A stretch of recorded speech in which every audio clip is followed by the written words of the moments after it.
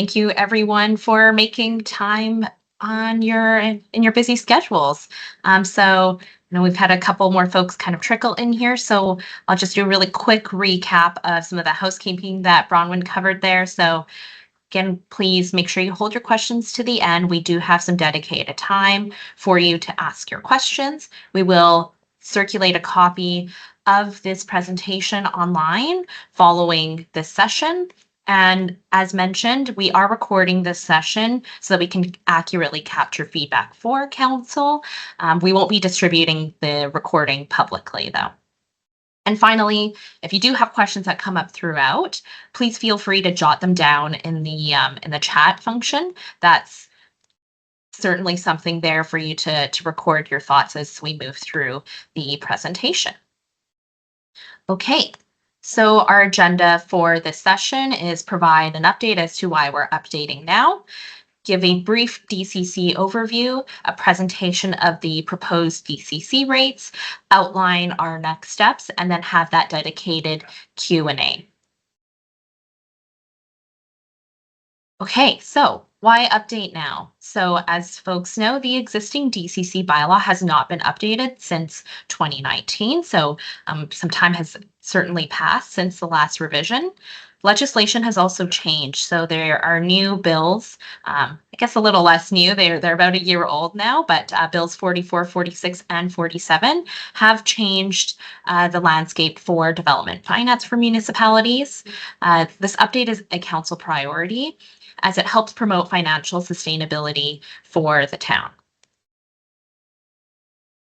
So our DCC overview, this is a broad overview of development cost charges and the steps we took to developing the draft rates. Typically, I find that there are questions about how this process works, so feel free to use the chat function to document any questions you may have. So what are DCCs? So they're charges levied on development to help pay for the costs of transportation and utility infrastructure, fire, police, and solid waste facilities, parkland acquisition and development, in order to meet the needs of growth. For this update, the town is only updating its DCCs for transportation and utility infrastructure. So we haven't looked at the parks and any of those new categories like fire, police, and solid waste. So DCCs are provincially regulated under Part 14, Division 19 of the Local Government Act, as well as the Provincial DCC Best Practices Guide. So when we're putting together the list of DCC projects and calculating the rates, we follow the Local Government Act, as there are really strict rules about what we can include in the calculation. We also follow the DCC Best Practices Guide put out by the Ministry of Municipal Affairs, because DCC bylaws require approval from the Inspector of Municipalities. So the long story short here is we make sure that we follow what the province has outlined. And so there are really stringent rules for what we actually include in our calculations. So why do we use DCCs? So DCCs are one of the most common financial tools BC communities use to ensure growth pays for growth. And they are based on the principle that growth pays for growth.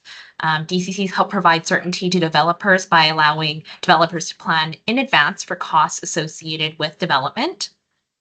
Helps ensure consistency by fairly distributing growth costs across developers, so there's no sort of unequal distribution where one developer is funding a significant infrastructure upgrade where another's only contributing a small portion. And finally, DCCs help communities finance future growth-related infrastructure. So how are DCCs collected? So DCCs are paid by applicants for subdivision or building permit and are collected at that time of subdivision or building permit. So typically we see residential developments are charged at subdivision or building permit depending on the residential type. And then for non-residential developments, we typically see those charged at the time of building permit when we have a better understanding of floor area. It's important to note that DCCs do not apply on like-for-like replacement. So if a single-family home is demolished and rebuilt, no single-family DCC would apply. So how do we determine the DCC rate? So the process to update a DCC bylaw is always the same. The first thing we do is start with growth. And by from that, we are able to determine the growth related capital projects and costs. So from there, we then determine the benefit allocation. So allocating the benefit across new users versus existing users, and then taking off the municipal assist factor to finally generate the rates. So the town's DCC program and rates are on a build out scenario, so that aligns with a growth timeframe of approximately 50 years. So let's cover what works DCCs can pay for. So starting on the left, DCCs can be used for infrastructure and studies needed to support growth. So that could look like roads and active transportation projects, trunk sewers and water mains, major storm sewers, and land acquisition for any infrastructure upgrades. Can also use them for parks needed to support growth and facilities needed to support growth, but we haven't included those in this update at this time. It's important to know that DCCs cannot be used for things that aren't growth related. So any infrastructure or parks needed for your existing development, utility service connections, operations and staffing costs, rolling stock, maintenance or replacement costs, and community buildings are all DCC ineligible. So for this update, we've only focused on the infrastructure and studies needed for transportation, water, drainage, and sewer. And as mentioned previously, eligible and ineligible projects are actually determined by legislation. So we make sure that we follow what is outlined in the DCC Best Practices Guide and the Local Government Act.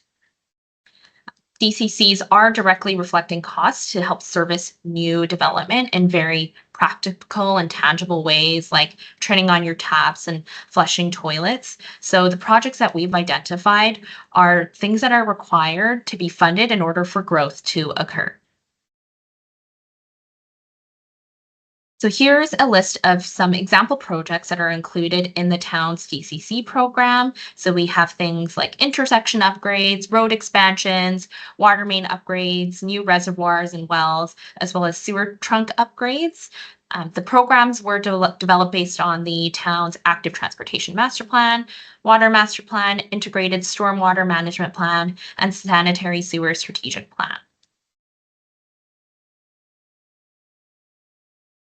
So a couple more pieces here on DCCs. So the first thing I would like to cover is a municipal assist factor. So this is something that is outlined within the Local Government Act, which basically stipulates that the DCCs provides municipalities the authority to impose DCCs to assist with capital costs for growth-related infrastructure. So the municipal assist factor is something that the municipality has to contribute in addition to the portion of the benefit allocation that serves the existing users. The minimum is 1%, and for this DCC update, Council has set the municipal assist factor at 1% across all programs. Most BC communities have set their municipal assist factors at 1% for financial sustainability, and this is set entirely at the discretion of council. Another important note here is in-stream protection. So new DCC rates will be effective at the time of bylaw adoption. However, legislation does provide protection to in-stream building permit applications, subdivision applications, and precursor applications, so your rezoning and development permits. So what this means, if you want to qualify for the previous DCC rates, you have to meet these two conditions. So prior to the DCC bylaw adoption, the applicant must submit a complete application. So building or subdivision or precursor applications must be submitted prior to the adoption, must be complete. And then following bylaw adoption, within 1 year, it has to result in your permit being issued or your subdivision being granted. Meeting those two requirements enables you to qualify for the previous DCC rates. So the key takeaways for this DCC overview is that The DCC rates that you're about to see only include the growth-related portion of costs, and they help account for the impact on infrastructure due to growth. And we follow the same methodology for all DCC bylaws. So this next section here is on our proposed DCC rates. The first thing here that I'll share is the DCC capital cost summary. So drawing your attention here to the total. So across the four categories, so transportation, drainage, water, and sanitary sewer, the total capital costs are about 152 million, with the DCC recoverable being 105 million, with the municipal portion being 46.5 million. So the next piece here are the proposed DCC rates. So I want to highlight a couple of changes since this last bylaw. So we made a few changes to the DCC land use categories, mainly to reflect the legislative changes.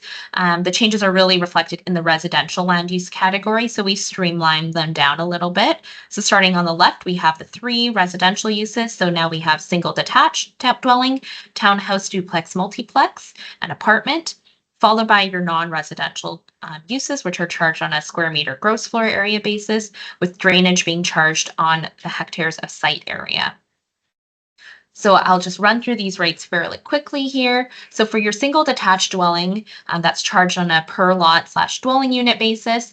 That's sitting at just over 53,500 per lot / dwelling unit. Townhouse, duplex, multiplex, we're now sitting at just over 31,000. An apartment on a per dwelling unit basis, just under 22,000.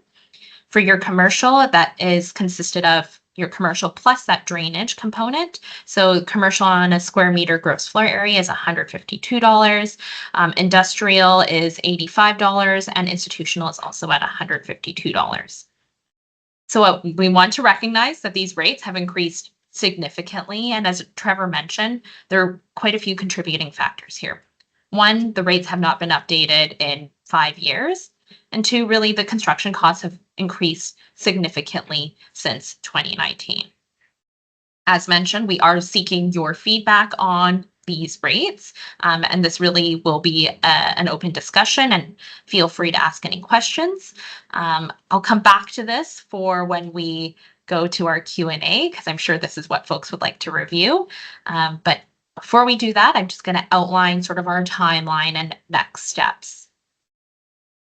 So for our timeline so far, believe it or not, we actually started this back in June 2022. So staff actually completed a lot of detailed review to help develop the DCC program that you see today with those rates. And now we're here finally in October 2024, where we're trying to seek feedback from you. Our goal really is to try and get this back in front of the ministry in November 2024, and hopefully get this adopted in January, February 2025. One takeaway here for the town is that there are plans to update the DCC bylaw with more frequency rather than leaving it to the 5-year mark. And that also includes a review of, not the parks we haven't included, and maybe exploring those new DCC categories as well. So in terms of some next steps, we are requesting written feedback from interested parties until next Thursday, November 7 at noon. You can send all of your comments to infrastructure at gibsons.ca. And any further information will also be released via the town's website, gibsons.ca/DCCs. So if you do have any specific comments that you would like to provide, please email them to the email address. Otherwise, I'm going to now move us into the Q&A time. So, ask any questions that you may have. A reminder of the protocol, either use the raise hand feature or write in the chat, or you could also just email your comments directly to infrastructure@gibsons.ca. So with that, I'm going to open up the floor to folks to please ask your questions.